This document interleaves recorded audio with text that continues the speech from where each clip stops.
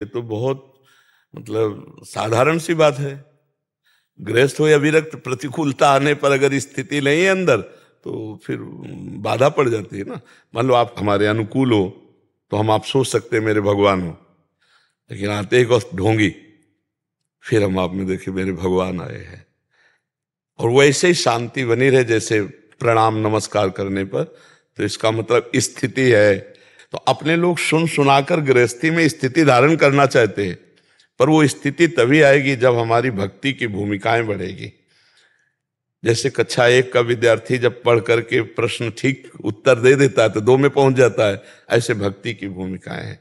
हम नाम जप करें, मान लो स्त्री शरीर है तो हमारे बहुत से धर्म हैं। पति तो हमें पातिव्रत धर्म, सास ससुर तो उनकी सेवा भगवत भाव से, परिवार की तो पति के सुख के लिए पूरे परिवार की सेवा। अब इस सेवा को सहन करते हुए, क्योंकि जब हम किसी की सेवा करते हैं तो एक आकांक्षा होती है, कम से कम मधुर बोले तो हमसे। लेकिन परिवार में ऐसा नहीं होता। जब हम सेवा करते हैं, मान लो सास ससुर ही सही, तो कटु व्यवहार करेंगे।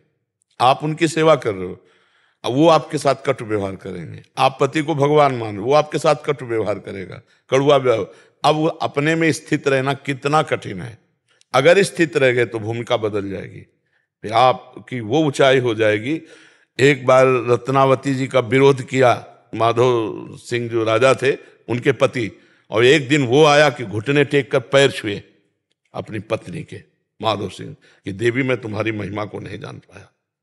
भगवान का भक्त जो है वो बाद में प्रकाशित होता है, पहले नहीं प्रकाशित होता है वो, पर जब प्रकाशित होगा तो बस ये सहनशीलता, सहन शक्ति, सहते जाओ, चुपचाप सहते जाओ तो आप महान होते चले जाओगे। देखो एक शीशा है, कंकड़ उठाओ मारो पूरा शीशा टूट जाएगा, और एक शीशा है गोली मारो तो नहीं टूटेगा। क्यों? गरम ठंडा करके उसको इतना मजबूत कर दिया गया प्रक्रिया के द्वारा। वही शीशा है कि गोली मारो तो नहीं टूटा, बुलेट प्रूफ कहते। हाँ, तो भगवान का भक्त बुलेट प्रूफ हो जाता है। गोली मारो तो फर्क नहीं पड़ेगा। गोली की बात नहीं कहते, गोली तो शरीर को छेदन कर सकती है, भक्त को नहीं। बोली मारो, हाँ बोली, तो उसके अंतर में कोई फर्क ना पड़े, तब पता चलता है कि बुलेट प्रूफ है। नहीं तो स्तुति में सबको अच्छा लगता है, निंदा बहुत बुरी लगती नहीं। तो ये बात है कि हम गृहस्थी में भी सहना सीखें। बोले कितना सहना सीखें? जितना भगवान सहाय है। भगवान अपने सामर्थ्य से ज्यादा नहीं देते कष्ट, पक्का समझ। जितना हम सह सकते हैं उतना ही भगवान हमें कष्ट देते हैं।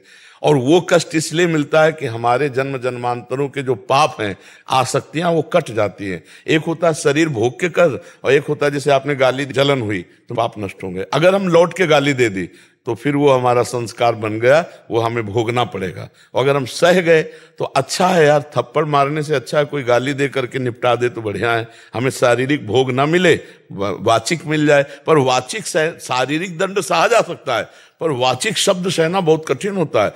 बस इसको संभाल ले, घर गृहस्थी में इसको संभाल ले। नहीं तो ऐसा भी हो सकता है, बहुत बुद्धिमान तो लगेगा, सेवा करते हैं फिर भी निंदा करते हैं। जब कोई रिश्ते नातेदार आता है तो मेरी निंदा ही होती, तो मेरी सेवा का क्या फल? नहीं, उन्हीं की सेवा से भगवत प्राप्ति होगी जो तुम्हारी निंदा करते हैं, जो तुम्हारा अपमान करते हैं। करत जे अनुसहन निंदक, तीनों पर है उल्टा मार्ग।